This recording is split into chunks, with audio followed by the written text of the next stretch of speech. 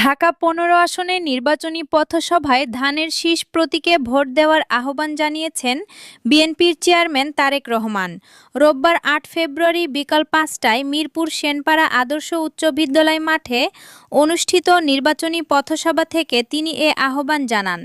পথসভায় বক্তব্য রাখতে গিয়ে তারেক রহমান বলেন, ঢাকা ১৫ আসনে ধানের শীষ প্রতীক নিয়ে নির্বাচনে প্রতিদ্বন্দ্বিতা করছেন বিএনপি মনোনীত প্রার্থী শফিকুল ইসলাম খান মিল্টন।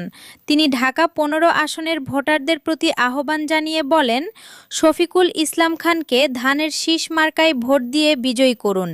ক্ষমতায় গেলে রাষ্ট্রপতি কে হবেন এমন প্রশ্নের মুখে বাংলাদেশ জামায়াতে ইসলামীর আমির ডাক্তার শফিকুর রহমান বলেছেন, যিনি সৎ, যোগ্য ও নিষ্ঠাবান ব্যক্তি, এমন মানুষই আগামী রাষ্ট্রপতি হবেন।